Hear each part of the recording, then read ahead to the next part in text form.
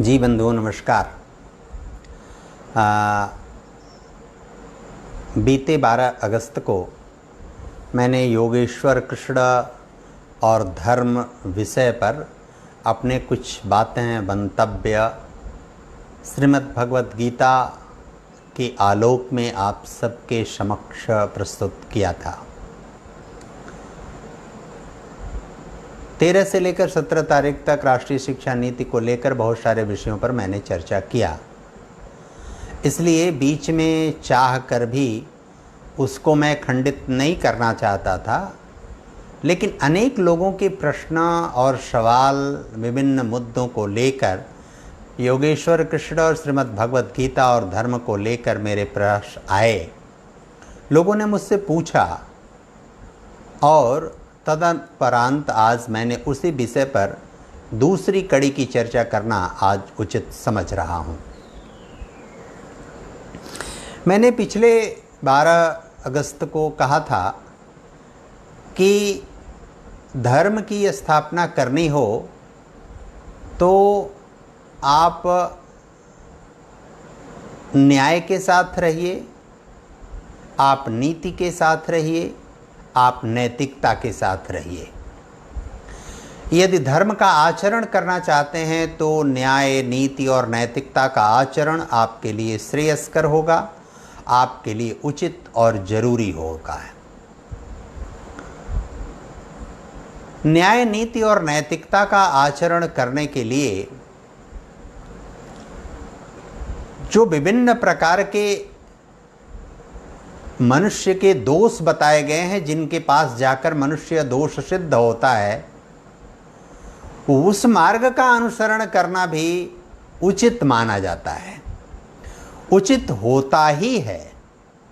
और क्रमशः उसके उचित होने की जो सघनता है वह सतयुग से लेकर त्रेता युग से लेकर द्वापर युग से लेकर और कलयुग तक उसके उचित होने की सघनता और बढ़ती जाती है।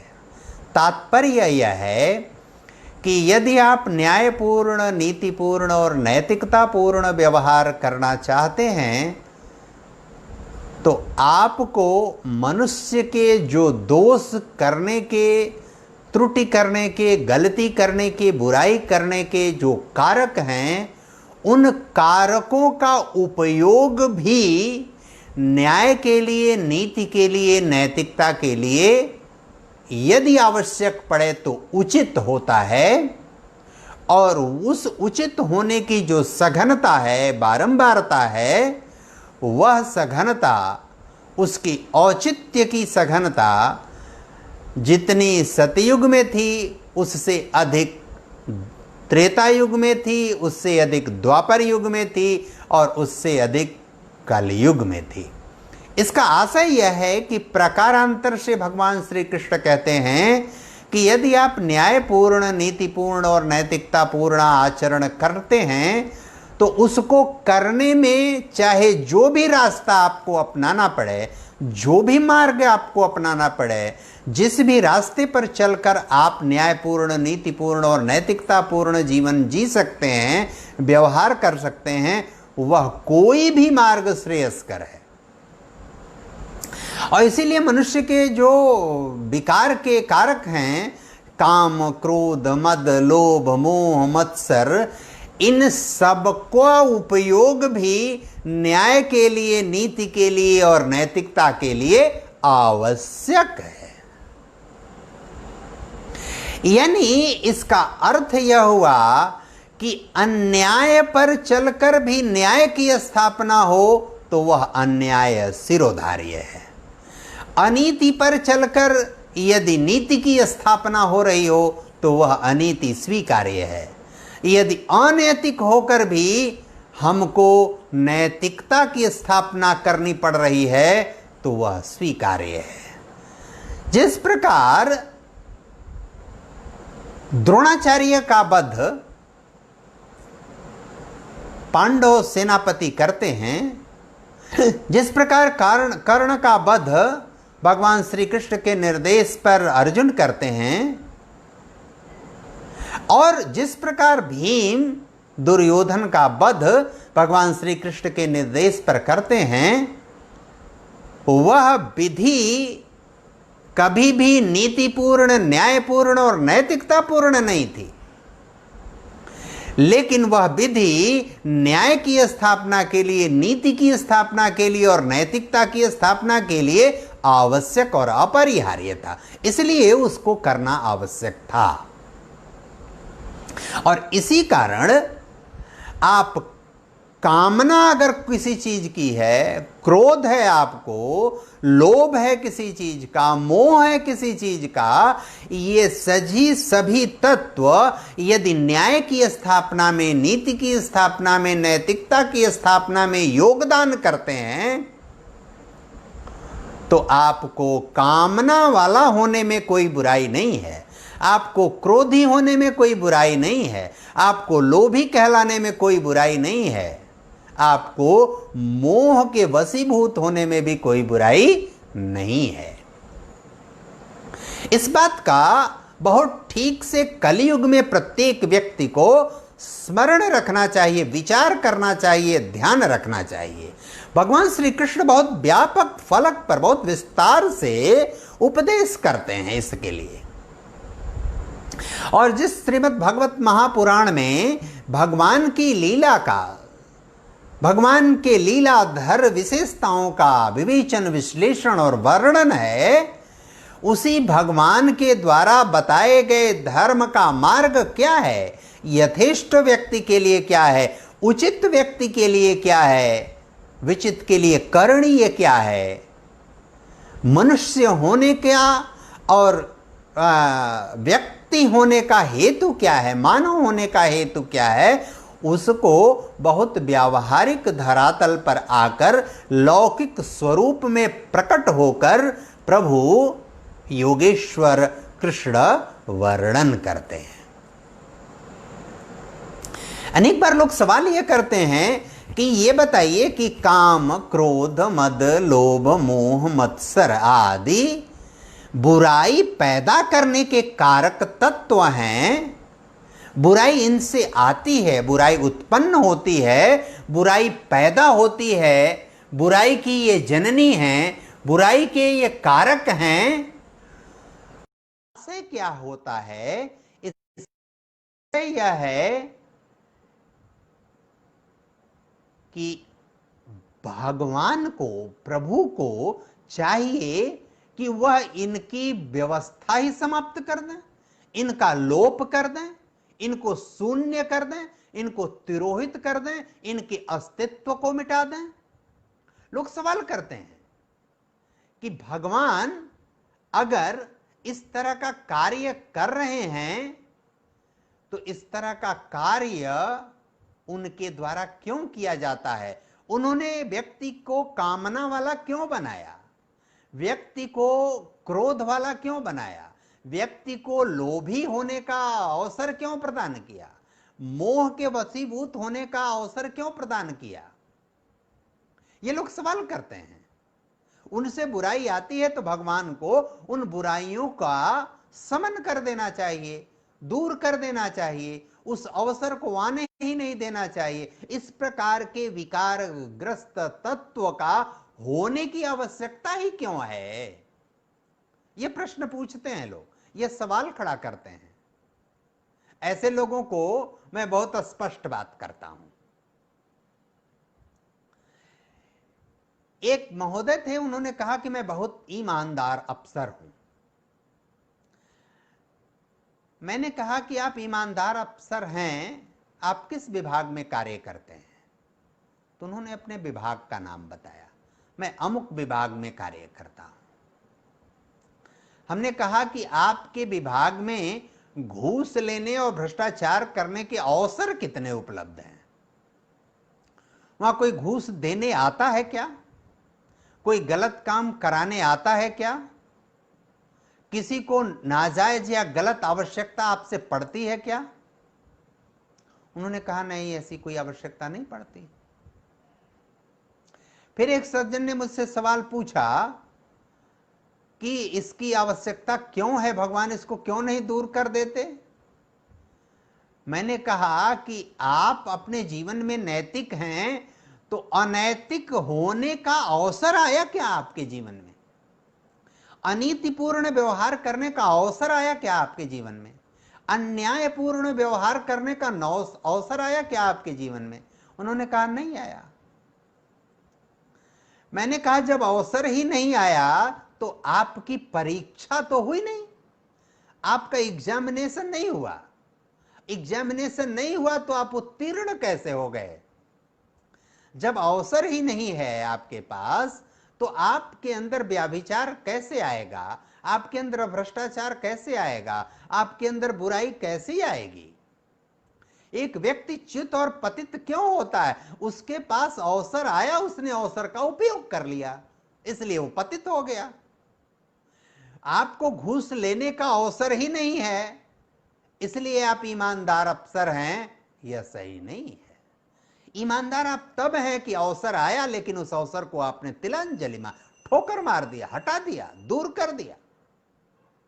आपके पास पर स्त्री गमन का अवसर आया और उसको समझाकर आपने दूर हटा दिया।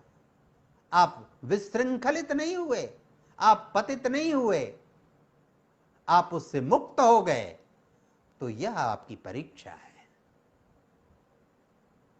आपको गलत करने का अवसर आया और आपने गलत नहीं किया। एक न्यायाधीश हैं जिनको गलत निर्णय करने का प्रलोभन दिया गया, लेकिन उन्होंने प्रलोभन में नहीं आए, वो न्यायपूर्ण है।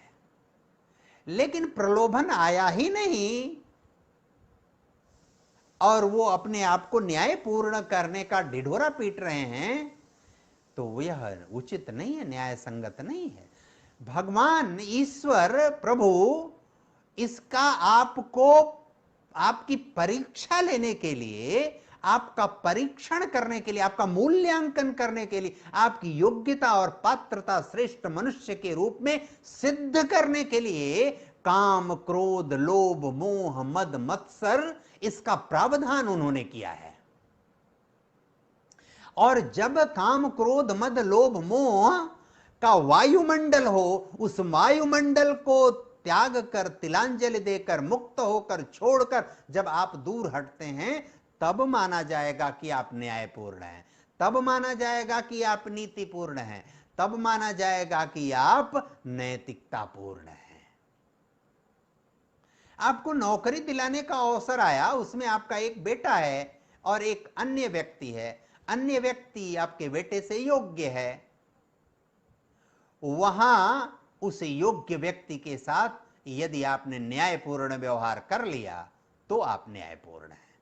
आपका बेटा पात्र ही नहीं है, वो वहां जाने वाला ही नहीं है, आपका परिचित जाने वाला ही नहीं है, आपका रिश्तेदार जाने ही वाला नहीं है, उस समय आप किसी योग्य का चयन करते हैं तो वह आपकी परीक्षा नहीं है, वह आपका मूल्यांकन नहीं है, वह आपकी श्रेष्ठता का परिपाक नहीं है, वह आपकी श्रेष्ठता का परीक्षण नहीं है।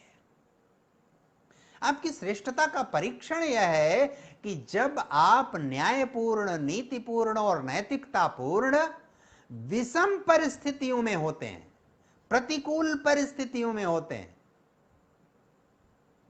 विकट परिस्थितियों में होते हैं। जैसे कोई व्यक्ति कहता है कि मैं किसी दुकान पर कुछ खाता नहीं हूं,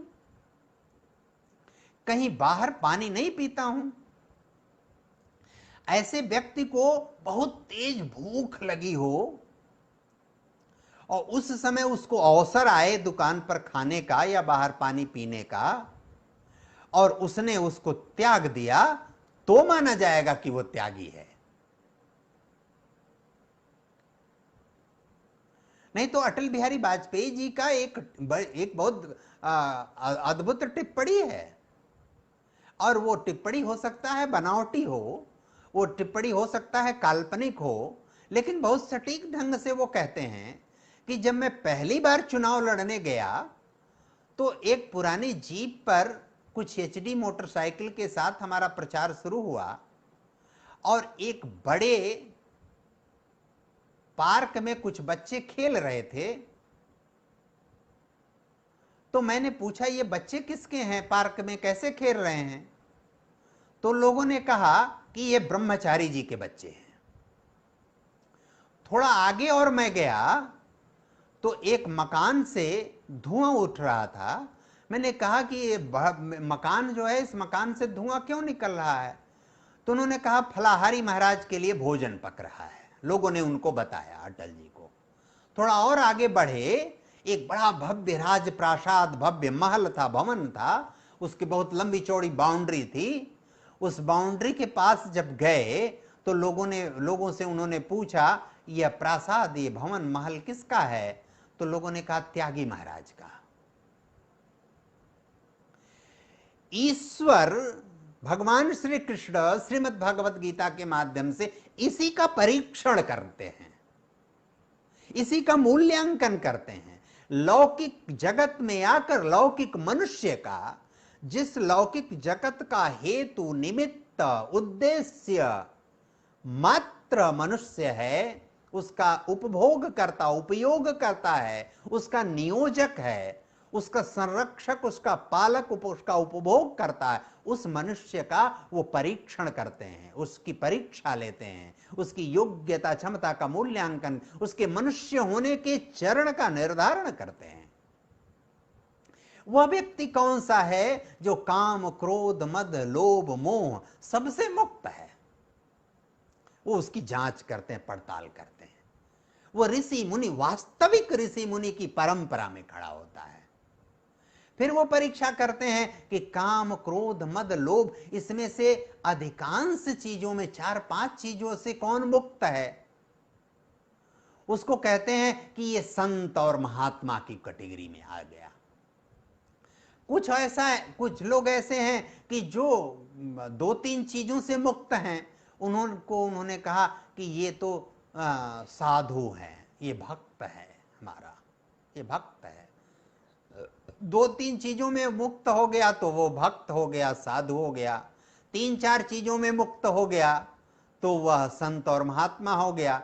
सभी में मुक्त हो गया तो ऋषि और मुनि हो गए। ये काल्पनिक दिखावटी बनावटी ऋषि मुनि की बात ईश्वर नहीं करते, प्रभु राम नहीं करते त्रेता युग में, भगवान श्री कृष्ण नहीं करते द्वापर युग में।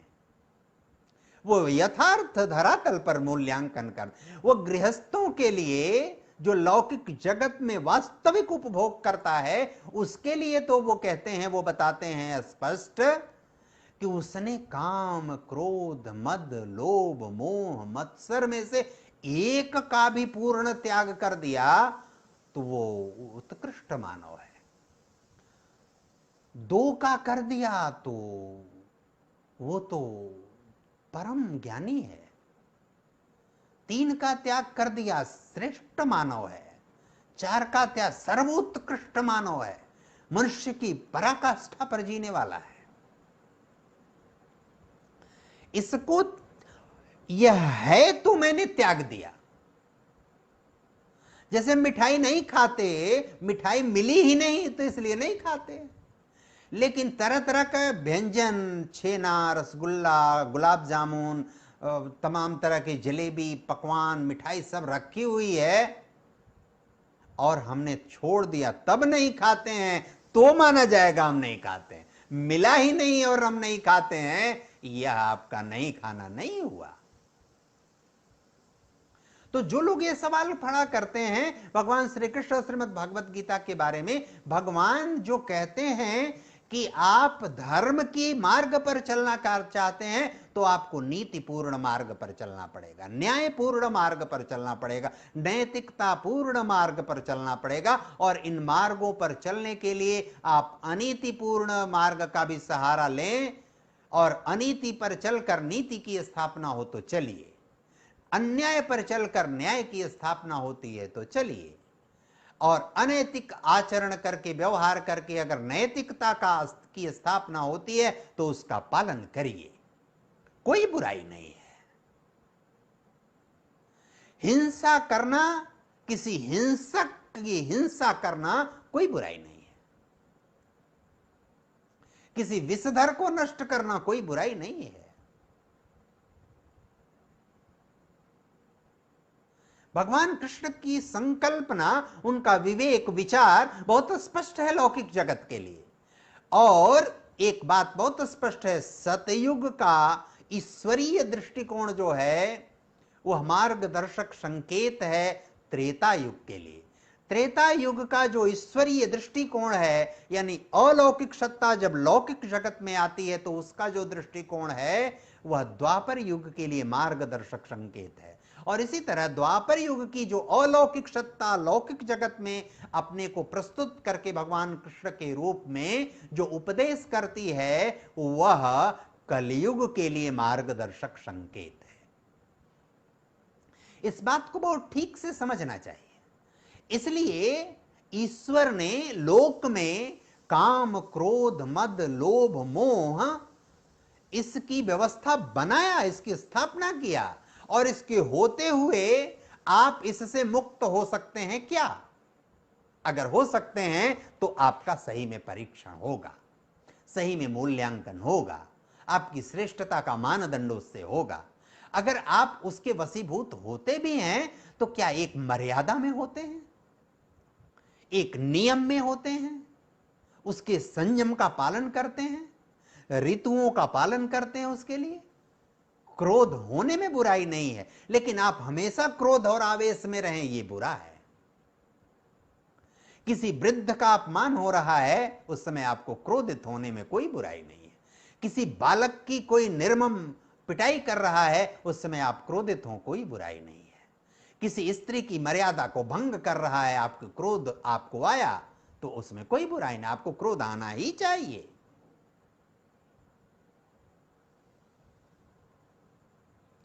इसलिए लौकिक जगत में काम, क्रोध, लोभ, मोह, मद मत्सर रहेगा ही, होकर भी उससे मुक्त होना यह श्रेष्ठता का लक्ष्य। भगवान इसके लिए मार्ग बताते हैं। और धर्म की स्थापना तभी होगी, और धर्म का अर्थ है व्यक्ति का श्रेष्ठ कर्तव्य, व्यक्ति का उच्च आदर्श वाला कर्तव्य, व्यवहार, आचरण। कर्तव्य यानी ड्यूटी, रिस्पॉन्सिबिलिटी, उत्तरदायित्व। कर्तव्य और उत्तरदायित्व हमारा क्या है, किसके प्रति? अपने प्रति, अपनों के प्रति, अपने समाज के प्रति, अपने देश के प्रति, अपनी प्रकृति के प्रति, सृष्टि के प्रति, लौकिक अलौकिक सत्ता के प्रति। और अलौकिक सत्ता का विधान और विचार इस रूप में स्वीकार करना अपरिहार्य है। जैसे आप सवाल खड़ा करते हैं, वो कौन सा बड़ा वैज्ञानिक श्रेष्ठ ज्ञानी रहा होगा जिसने मोबाइल बनाया? कौन वैज्ञानिक श्रेष्ठ रहा होगा जिसने उपग्रह बना दिया, जिसने रेडियो बना दिया, टेलीविजन बना दिया, ये बना दिया, वो बना दिया? क्या आपको यह विचार नहीं आना चाहिए कि कौन सा ऐसा श्रेष्ठ वैज्ञानिक था जिसने सृष्टि की रचना की? लोहे का निर्माण किसने किया, कैसे किया, कैसे होता है निर्माण? पृथ्वी का निर्माण कैसे किया? पर्वतों का मनुष्य, किस मनुष्य ने बनाया पर्वतों को? पृथ्वी में गति की उत्पत्ति किसके द्वारा हुई? पृथ्वी में जो पैलियोमैग्नेटिज्म का सिद्धांत है, पूरा चुंबकत्व का, वह संरचना कैसे आई? पृथ्वी में गुरुत्वाकर्षण की शक्ति कहां से आई? प्रकृति के बहुत सारे ऐसे नियम, कोई वस्तु किसी द्रव में पूरी या आंशिक रूप से डुबाई जाती है तो उस वस्तु के द्वारा हटाए गए द्रव का भार उस वस्तु के भार के बराबर होता है। ये नियम प्रकृति में है, ये व्यक्ति ने यह नियम पैदा नहीं किया।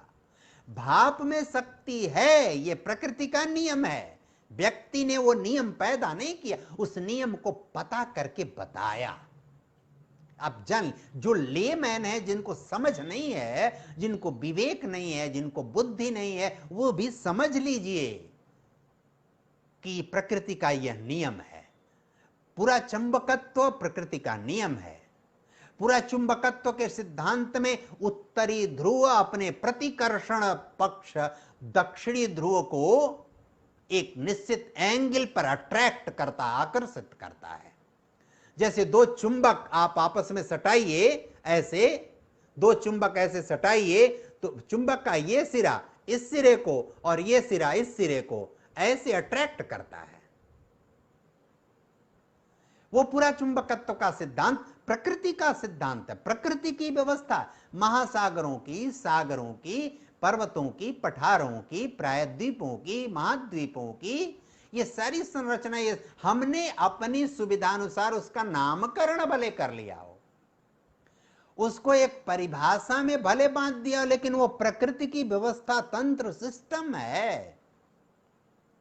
इसको जो समझता है, इसको जो जानता है, इसको जो जान सकता है, क्रम से एक बात को हमेशा ध्यान में रखिए कि प्रकृति में और विद्या के क्षेत्र में, ज्ञान के क्षेत्र में विद्यावान कौन है? विद्यावान, विजडम किसके पास है? विजडम उसके पास है जिसने पहली बार महसूस किया, अनुभव किया, जान सका कि तुलसी दल में, तुलसी जी के पत्ते में, या नीम की पत्ती में, या बबूल की छाल में, या गिलोय में, या आंवले में एक विशेष प्रकार का गुण होता है। उस गुण को जो जान सका, अनुभूति कर सका, मस्तिष्क में जिसके आ सका, वो विद्यावान है। और वह जब उसका वास्तविक धरातल पर परीक्षण कर लेता है, एक्सपेरिमेंट कर लेता है कुछ लोगों के साथ, उस एक्सपेरिमेंट की प्रक्रिया में जो शामिल होता है वह विज्ञानवान कहलाता है। यानी जो अनुभूति विद्यावान ने की, उसका प्रैक्टिकल उपयोग विज्ञानवान ने किया, और विज्ञानवान के द्वारा वह फार्मूला, वह नियम जब लोक को, समाज को बता दिया जाता है, तो जो बताने वाला होता है वह ज्ञानवान कहलाता है। इसको लौकिक जगत में इस तरह से समझिए कि जेम्स वाट के मस्तिष्क की उपज थी कि भाप में शक्ति होती है। उस दिमाग में प्रश्न उसके आया, न्यूटन के दिमाग में आया कि पृथ्वी में गुरुत्वाकर्षण की शक्ति है। वो प्रश्न खड़ा हुआ उसके मन में। ये विद्यावान लोग हैं, विद्यावान, विजडम इनके पास था। फिर उसका एक्सपेरिमेंट किया। जो एक्सपेरिमेंट करता है उस विजडमाइज्ड एट्रीब्यूट्स का, वह विज्ञानवान कहलाता है। और जो उस विज्ञानवान यानी परीक्षण के बाद जो नियम बता देता है, एक लाइन का सूत्र प्रकट करता है, फेंक देता है, लोक में बता देता है, और फिर वो अप्रश्नवाची हो जाता है। पृथ्वी में गुरुत्वाकर्षण की शक्ति होती है, यह ज्ञान का सूत्र वाक्य है। ये विज्ञान ने दिया है और विज्ञान को विद्या ने दिया है। और इस विज्ञान की इस बात का समाज में जो विवेकवान और बुद्धिवान है, वह उसका समुचित, व्यवस्थित और सुंदर उपयोग करता है, जिसके सहारे समाज, देश और राष्ट्र संचालित होता है। इसमें अच्छा और बुरा सब रहेगा ही, उचित अनुचित सब रहेगा ही। काम, क्रोध, लोभ, मोह, मद, मत्सर इसी उद्देश्य से रहते हैं।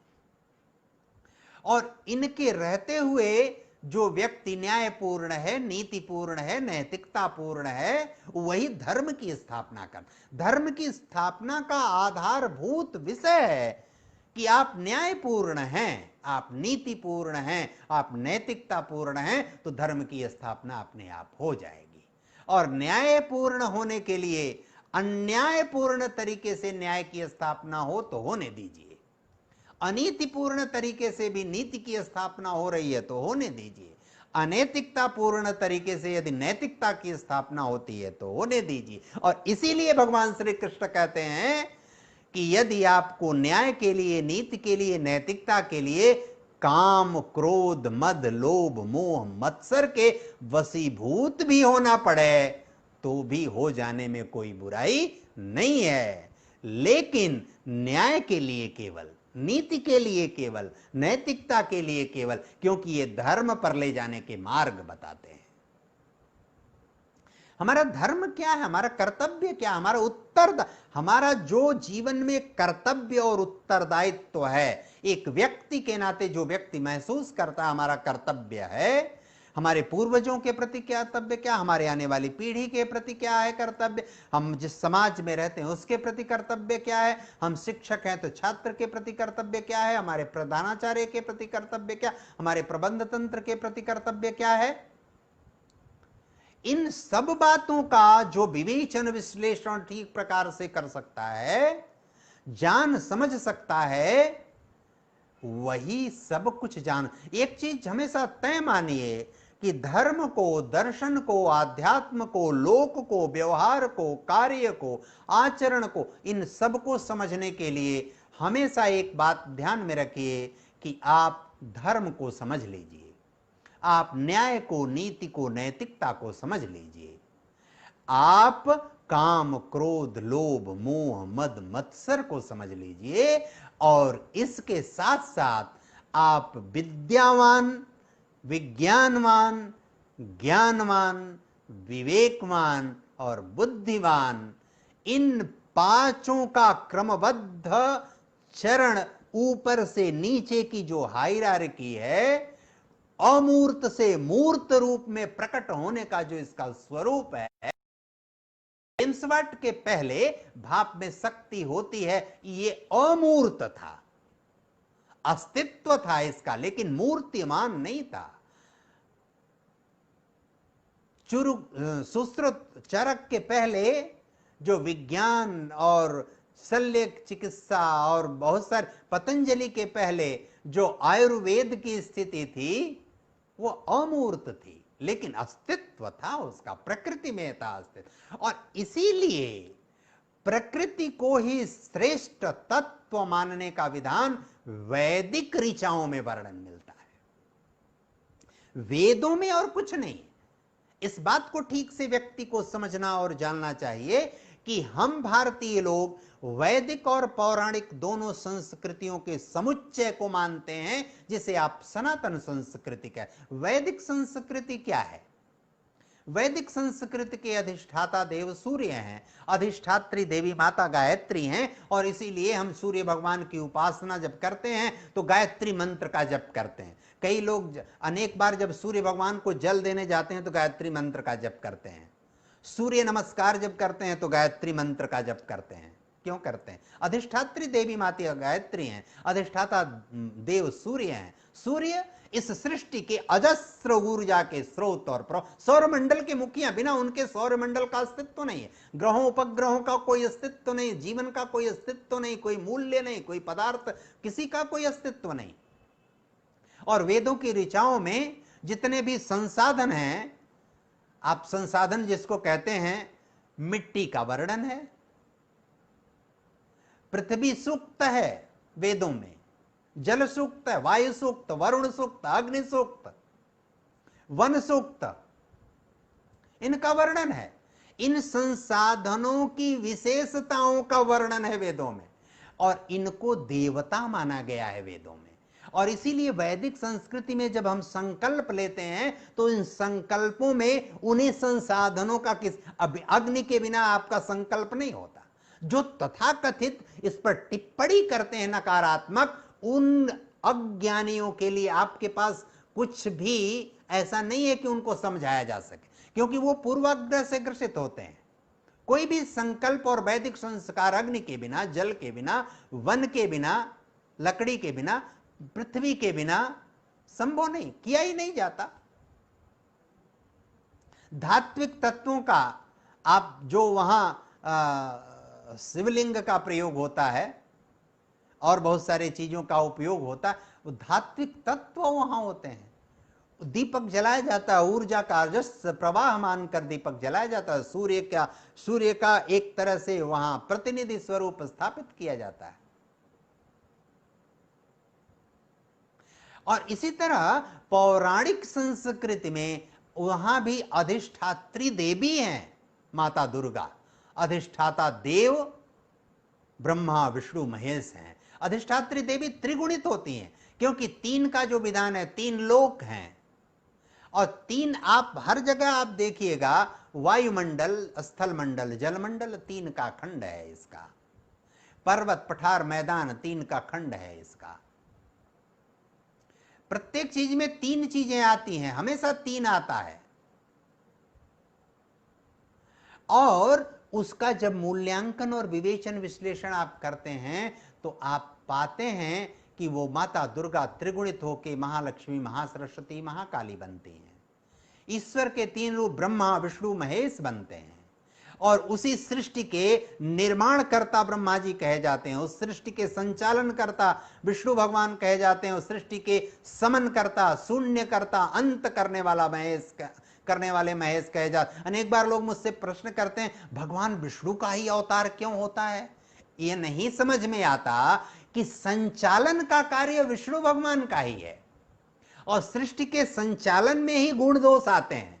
निर्माण और समाप्ति पर गुण दोष आने की संभावना नहीं है। बालक जब जन्म लेता है, बालक का जब अवसान होता है वयोवृद्ध अवस्था में, तो उसमें किसी चीज के सुधार, अच्छा बुरा करने की कोई गुंजाइश नहीं है। भगवान विष्णु का ही बार बार प्रादुर्भाव लौकिक रूप में इसीलिए होता है क्योंकि उनके पास संचालन का उत्तरदायित्व है। ठीक से चलेगा कैसे? और इसलिए भगवान विष्णु, ब्रह्मा विष्णु महेश त्रिगुणित होते हैं। उनके तीन स्वरूप हैं। महालक्ष्मी, महासरस्वती, महाकाली बनती हैं। और इसीलिए सूर्य जब उत्तरायण होता है, सूर्य जब दक्षिणायन यानी भूमध्य रेखा को एक बार पार करके उत्तर होता है, भूमध्य रेखा को पार करके एक बार दक्षिण होता है, उन दोनों अवसरों पर हम दो नवरात्रि मनाते हैं। यानी वो तीन देवियां फिर त्रिगुणित होती हैं तो नौ दुर्गा कहलाती हैं। और नवरात्रि में हम, चूंकि वो हमारी पौराणिक संस्कृति की अधिष्ठात्री देवियां हैं, इसलिए हम उनकी अभ्यर्थना, उनकी अर्चना, उनकी पूजा करते हैं। पौराणिक संस्कृति की भी अधिष्ठात्री देवी हैं, वैदिक संस्कृति की भी अधिष्ठात्री देवी हैं, और वैदिक संस्कृति की भी अधिष्ठाता देव भगवान सूर्य हैं, पौराणिक संस्कृति के अधिष्ठाता देव ब्रह्मा विष्णु महेश हैं। इन सब चीजों को बहुत विस्तार से, व्यवस्थित तरीके से श्रीमद् भागवत गीता के प्रत्यक्ष पारायण से और श्रीमद् भागवत गीता के परोक्ष अनुभूति से आप समझ सकते हैं, जान सकते हैं। आपके अंदर यह विवेक जागृत हो सकता है।